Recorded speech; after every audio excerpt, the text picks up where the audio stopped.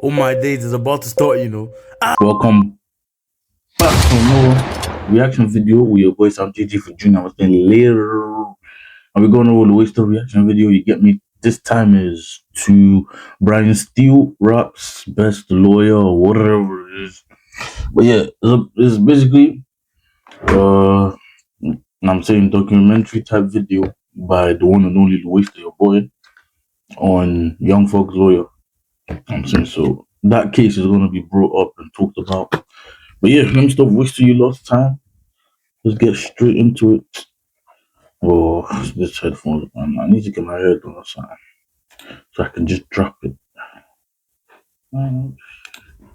A good lawyer is worth their weight in gold, because if you have a talented expert of all things legal in your corner, then you can overcome even the most seemingly insurmountable odds. Over the years, certain lawyers have become so renowned in their field that they have become famous in their own right, escaping the anonymity that most legal practitioners trade in to get the biggest cases offered to them because of their reputation. And these days, there's a new man coming for Johnny Cochran's crown as the first man you want in your corner when it's all going wrong. Years after Johnny became a pop culture phenomenon for getting OJ off his murder rap, there is a new true ride or die attorney who has made his name for taking on the legal establishment on the behalf of rappers and winning.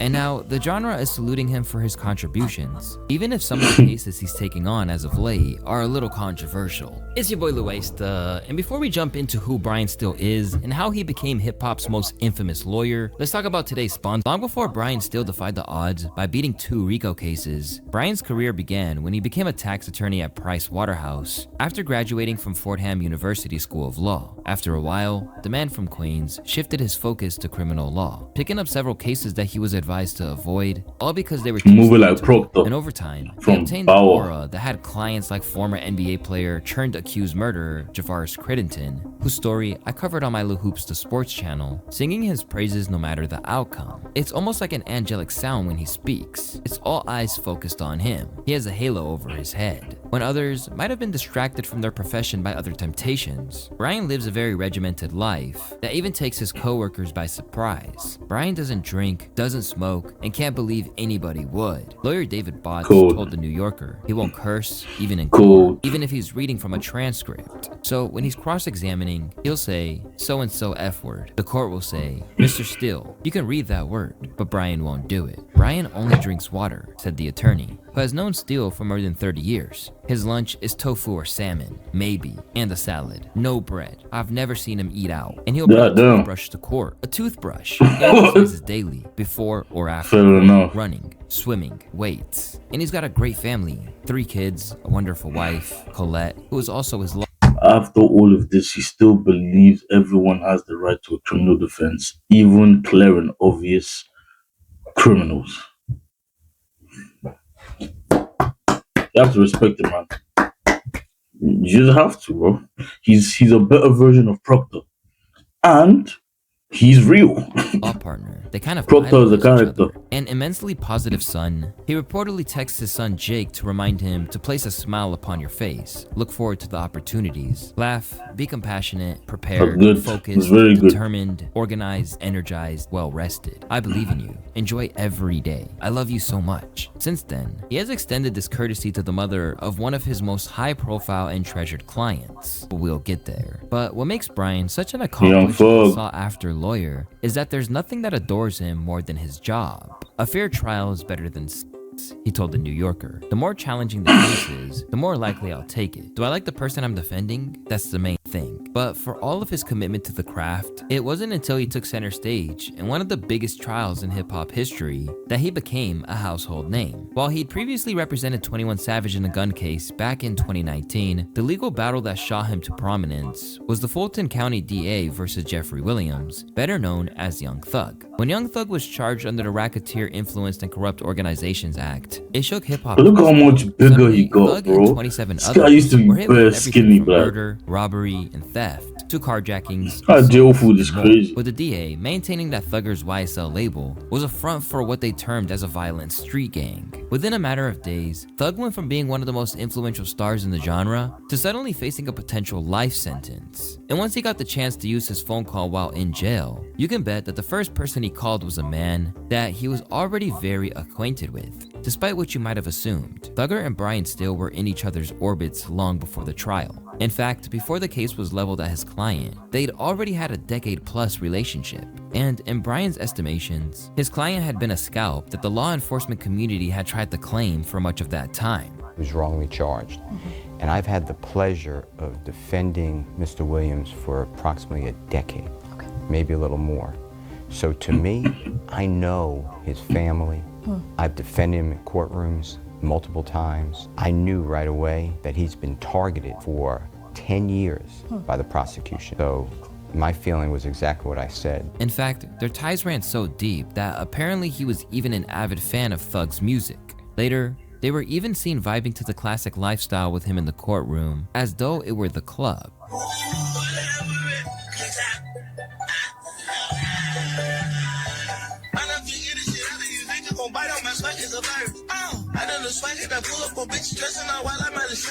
But these meme-worthy moments wouldn't have been enough to aid Thug in his attempts to escape what some legal specialists and armchair lawyers saw as a big obstacle to overcome. Instead, it was Brian's steadfast commitment to freeing not only his client, but his friend that got the job done, no matter the cost. From the very moment that he came aboard his team, Brian was attempting to stack the odds in Thug's favor however he could, even attempting to enforce a ruling that any stack the odds in. What type of glasses are these? Why are they so thin? Nah, they look crazy, bro. They look like state of the art. Like, bro, you know them glasses that once you try them on, it's like you're blind now. So that's even mad how glasses work. People who can't see, when they put on glasses, they see what we see. The people who don't need glasses, the way we put them on, we see what they see without their glasses.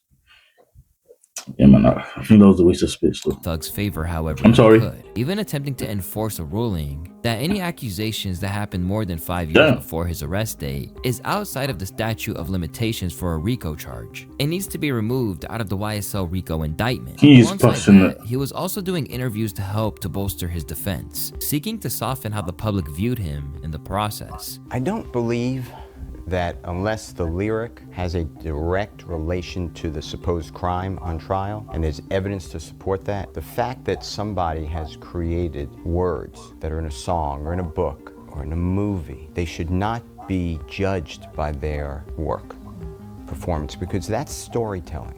So the problem I really have with the lyrics from rap music throughout our country and right here in Fulton County is we don't do that with other types of entertainment. He even repurposed Thug's name to create a less menacing perception of his client. That was not what Thug meant to Jeffrey.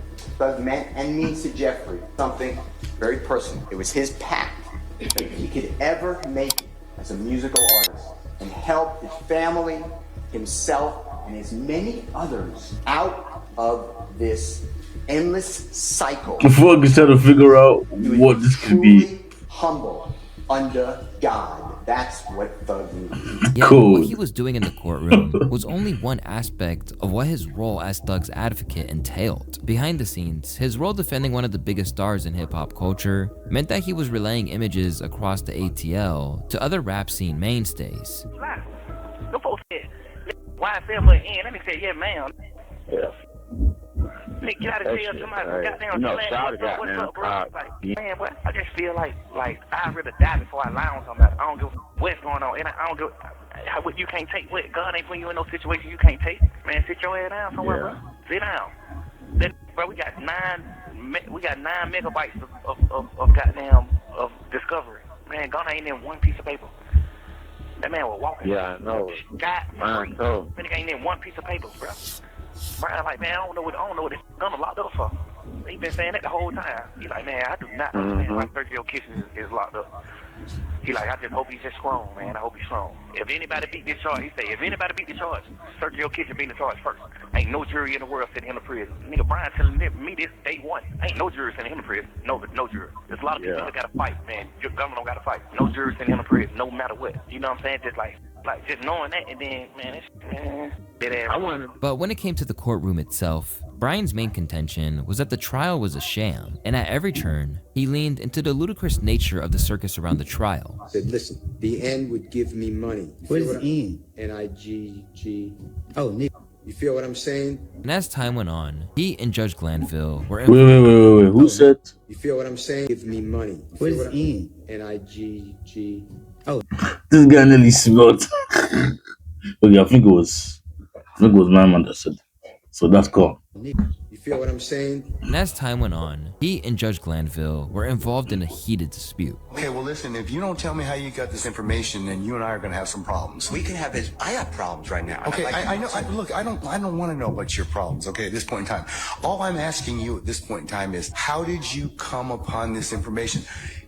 Look, if the case gets reviewed, the record's going to be available for our appellate court and for whatever reason. But it's disturbing that how somehow you have surreptitiously gotten information in regards to the court's private ex parte conversation with a party. I mean, This is coercion, witness intimidation, ex parte communications that we have a constitutional right to be present for. So I understand that you're upset towards me, but I don't know what I did. Mr. Steele, I I'm still doing what want to everybody know, should how do. did you come upon this information? Who told you? What I want to know is, why wasn't I there? Why, Sir, I'm going to hold you in contempt if you don't tell me who tell me who this I information don't was want to come be from. held in contempt. Well, I'm not then, answering that question. That's attorney-client privilege information. I am not answering. attorney-client privilege, unless you were in my chambers, that's the only way you can figure out. I am I telling tell you you- what, I'm going to give you 5 minutes. If you don't tell me Don't who have to. if you don't tell me who it is, I'm going to put you in, But let me- I'm going to put you in contempt. It eventually got so bad that he was even held in contempt, and his first concern was if he could be put in alongside thuggers. Take Mr. Steele into custody, please.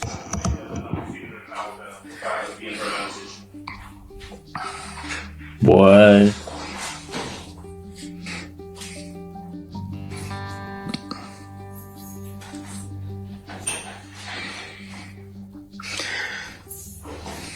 I wonder what young folk is thinking at this point.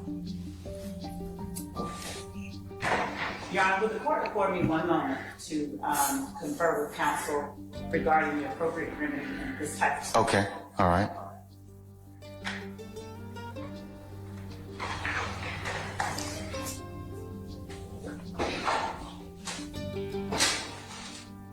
May I say one thing, Your Honor? Yes, sir, you certainly may. Mr. Williams does not wish to go forward without me being here. You are removing me against his will, my will. You're taking away his right to counsel.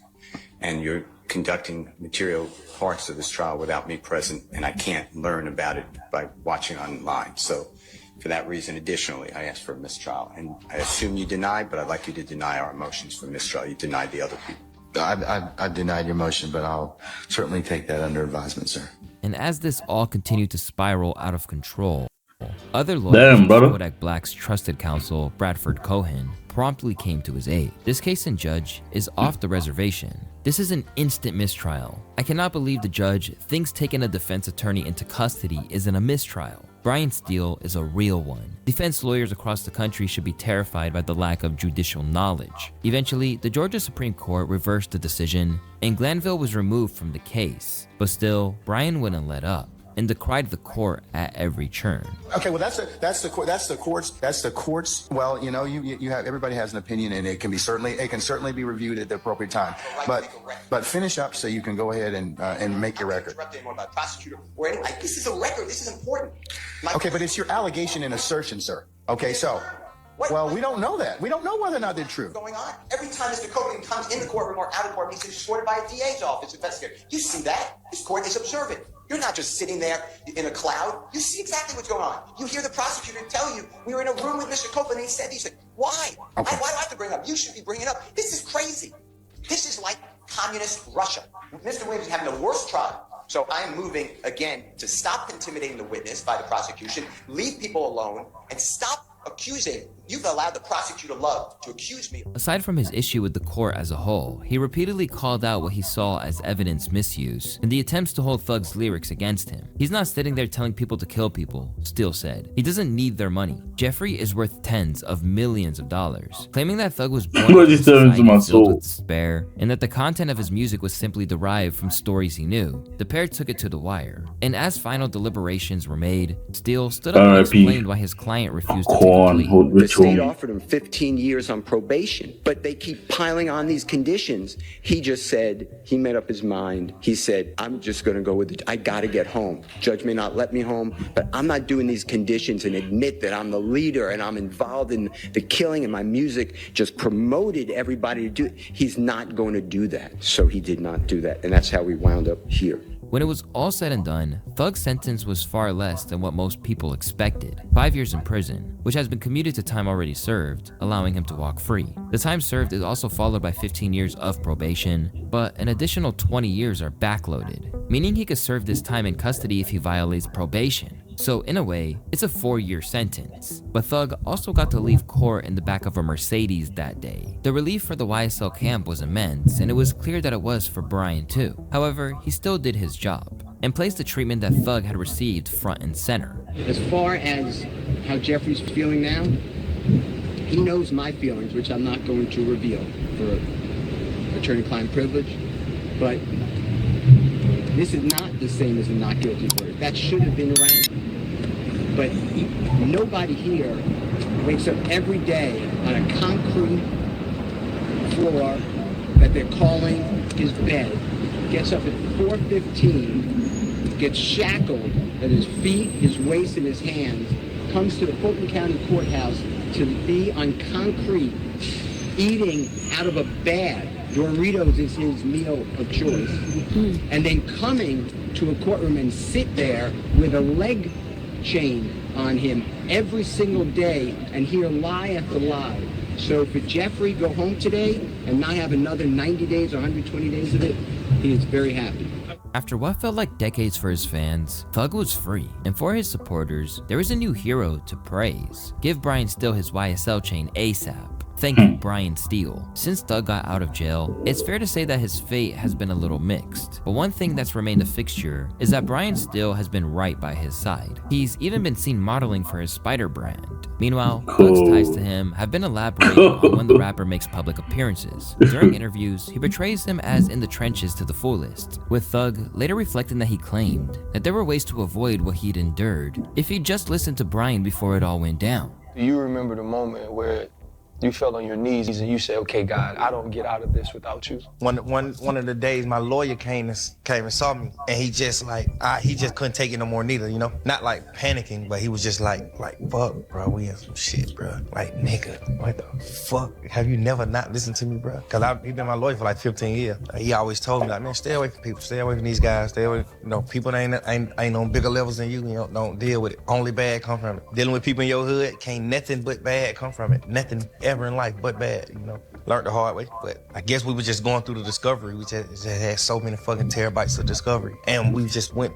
They were sending it like Discovery 1, Discovery 2, Discovery 3, and it just be like fucking 50 million sheets of paper. So it's just like, but we'll make it through all of it, and it wouldn't be so bad. And we like, yes. And you know what I'm saying? Like, then they like Discovery 2. And then it don't be nothing in it pertaining to me. He's like, yeah, we good. We got him. Discovery 3, really not too much. Discovery 4, not too. Discovery 5, crazy. Discovery 6, crazy.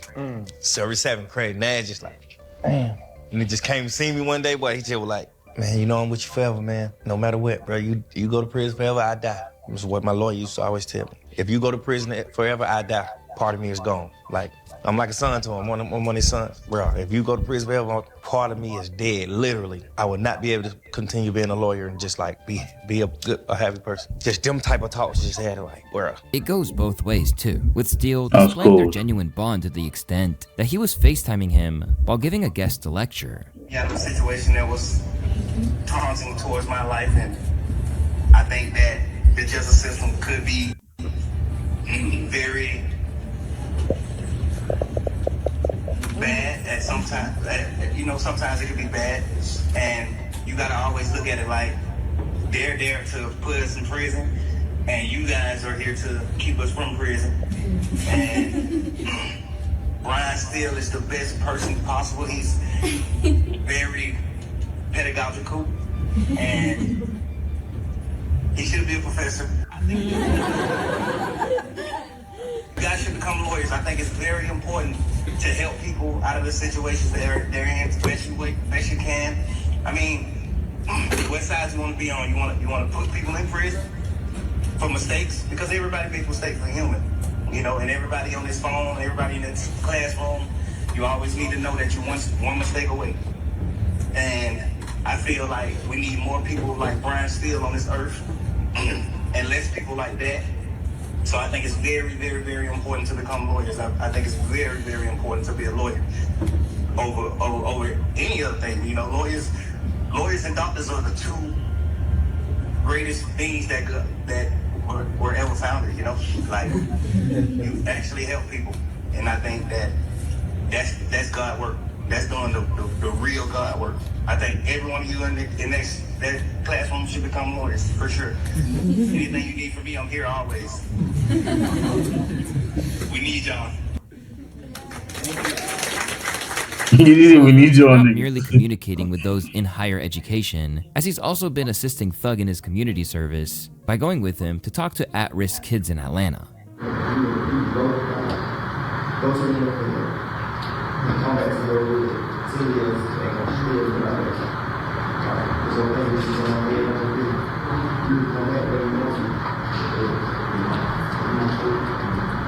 As Thug was moving towards unveiling his next project, Uskadi, the rapper even released merch commemorating his now legendary lawyer. And he's not the only one referencing him either. Since Thug's release, he's been immortalized in songs by none other than Drake and Party Next Door, who named one of the tracks on the project Some Sexy Songs for You after the iconic attorney, Blick Service. What'd you say, Brian? Since your trial, Jeffrey, there are more acquittals than there were before your trial, and it's because it's related back to the fact that you showed that the criminal justice system is corrupt and prosecutors at times hide evidence.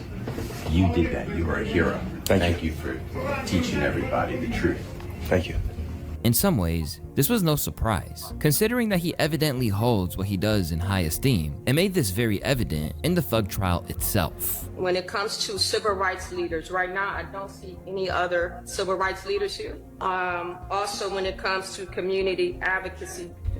All right, well, Mr. I apologize, feels himself to be a civil rights leader. So I do want to go on the record say I have just as much vested interest as the defense team. He wasn't the only one who felt he descended to the status of a pioneer in law either. As a law student, bro is my inspiration, and given the way that he liberated someone who was, up until recently at least, universally beloved in rap circles, it was easy to parade him around as a champion of justice. However, it's fair to say that his next experience of being fragged back into the murky realm of hip-hop was a lot less inspiring, as this time, he was taking on the case of a man that many believed should have been placed under the jail. Combs allegedly planned and controlled the sex performances, which he called freak-offs, and he often electronically recorded them. The freak-offs sometimes lasted days at a time, involved multiple commercial sex days is Triumph crazy. with Young Thug, Brian was riding one of the biggest waves of publicity of his career, and with that, he felt the surge of confidence to take on one of the toughest jobs there was, convincing a jury that Diddy wasn't a bad guy. From the outset, it was clear that he had This is so crazy, but it's his job at the end of the day, man. If you believe everyone deserves a right to a criminal defense, then go on. So that's why Diddy only got 4 years. Yo, this guy is actually cold. Like, he's cold at what he does, Brian. He's cold in his industry. He's like, man. No, I'm saying. a mountain to He's in that with the conversation. prosecutions claiming that he had used firearms, threats of violence, coercion, and verbal, emotional, physical, and sexual abuse to fulfill his sexual desires. The public outlook on the king of the f***offs really wasn't good, particularly because everyone around him or were previously in his inner circle just kept piling on. Bust a nose, man, you know, but it was all, you know, insecurities. Anytime a man would go out his way to wiretap someone's phone or put taps in their homes just to monitor their conversation, that's a sign of insanity. So when you see someone doing that, you can imagine everything else they do in front of a lot of people. We were in the studio, and I said something to him and walked out the studio. He said, "Yo, I'm gonna drag their ass off and pick them up and pip them out to my, pip them out to my." He said, "I'm gonna drag them out. I'm gonna get them all on drugs, and I'm gonna pimp their ass out to my." And I was like, "There's somebody kids," and walked out. Immediately, the legal team tried to rectify the image that was created of him, claiming that the government should not be permitted to pollute the trial with decades of dirt and invite a conviction based on propensity evidence with no proper purpose by painting Mr. Combs as a bad guy who must have committed the charged crimes. And as the eyes of the world remained fixed on the trial, he attempted every unscrupulous trick in the book, such as this grilling of a witness. "Isn't it true that you saw a lawyer because you wanted to sue Mr. Combs for money?" Steele asked. The question prompted Mia, who had been testifying under a pseudonym, to respond, "No." Steele then asked, "And that you joined the hashtag #MeToo money grab against Sean Combs. Is that true?" Even prior to sentencing, Steele refused to back down and sought to redesignate Puff as a man to be admired, doing the utmost to tug on the jury's heartstrings in the process. I sit here with tears in my eyes. Bro, I wonder what all the people that were picking him up for getting folk free, but even though it's not really free, like, I wonder how they feel about him taking on the Diddy case. I'm trying to make Diddy look like he's not as bad as they say he is. I wonder how people feel now. Oh well. It's his job, that's all I can say. I can't believe we're here, Steele remarked. Sean has impacted America in such a positive manner. Sean's father was killed when he was 3. He was raised in Harlem in the 1970s, and it was different. His mother had 3 jobs, moved him to Mount Vernon. More trauma. His best friend is shot in LA in a drive-by shooting. He has an operation, and he gets addicted to the painkillers he's given. He has been high from them until 2024. You heard it at trial. He was medicated because his body was hurt, his emotions too. We asked Sean to be able to have a 14-month sentence. He has taken full accountability. He's not using drug addiction as a crutch. He is saying he wants to repair. He will never be in danger. He is a civil rights leader. On occasion, he would hit the woman he loved. He loved Mrs. Ventura. He has taken responsibility. I have been there when Sean has prayed for healing for anyone he has hurt. Despite his best efforts, Puff ultimately got 50 months, which equates to around 4 years, with the judge declaring that a substantial sentence must be given to send a message to abusers and victims alike that abuse against women is met with real accountability. And while getting Diddy anything less than a life sentence was arguably impressive given everything that came out, the public hasn't responded to his advocacy for Mr. Combs quite the same way. For one thing, it has got him trolled far more than assisting Thug did. Isn't that crazy? Diddy's lawyer looks just like Jeffrey Epstein right here. Yo, is Epstein innocent too? This is a very bad day. There is a human being now in custody. 50 months. Diddy was just sharing. More men need to share their women with other men. What? And when it comes down to it, he's been less successful too, as even their attempts to get Diddy into the pen of his choice hasn't gone well. After sentencing, Steele and Combs filed a motion. Bro, you can't even blame Brian at that point, bro. Like, this guy is just such a menace that even the best of the best lawyers can't really help him in every situation. 4 years is a miracle, let's be honest. Bro. Which argues that in order to address drug abuse issues and to maximize family visitation and rehabilitative efforts, we request that the court strongly recommend to the Bureau of Prisons that Mr. Combs be placed at FCI Fort Dix for RDAP purposes and any other available educational and occupational programs. But ultimately, the court refused to cooperate or be led by the defense, with the judge's ruling reading, "The court will recommend the facility in the geographic location of the defense's choosing. However, not the specific facility, which is determined by the Bureau of Prisons." And with that, it's fair to say that Steele's hip-hop cases are officially a mixed bag. But in a profession like this, you're never going to bat 1,000. Still, it hasn't been enough to deter the hip-hop world from assigning him legend status, as after all he's done for him, it's no surprise that Thugger has claimed that he wants to use his services once more to try and help Lil Durk get out of the can. What this text say to my lawyer? Did she say Brian Steele? Yeah, say Brian Steele. Yeah, man. I'm covering that little dirt bill, my brother. No, I would not accept your money. We are brothers. That's my brother. I got to. I would not take your money, my brother. This is my lawyer, Brian. Right. I would not take your money, brother, my brother. I'm knowing that, Brian, but I got to. These niggas just talking. Niggas be talking. This way back then. We done had too many conversations. Yeah. This way back then. Yeah. But niggas just be internet niggas, man. Nigga talking. We moving in real life, man. Y'all nigga talking. Right. You know what I'm saying? That. And I'm not mad at them because they feel like I said some perpetrating shit on the phone about Schmirk. You know what I'm saying? I did feel a certain type of way that my brother, I feel like some shit had transpired. Not nothing that ever happened with me and him, but I feel like, you know what I'm saying, he ain't come through one time when he's supposed to. You know what I'm saying? 'Cause I always come through for him no matter what. Whatever he does in his career from here on out, what Brian, or YSL Steel as some call him, pulled off for Thug means that his name will ring loud in rap circles for years to come. And with the legal tangles that many artists get themselves into, he might be able to put another story on his house by the time he eventually retires from his post.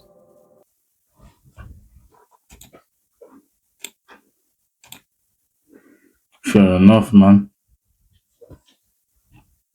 Yeah, fair enough. Bro, I'm in so much pain, bro. My body. But yeah, like, comment, subscribe if you man enjoyed that. That was a good one still, you know what I'm saying? Big up Brian Steele. You know, when he's doing his thing, he's a man when it comes to law and defending, you know what I'm saying, people facing jail time and that. But yeah, that's about it. Like, love, live, hype. Tipped, yeah.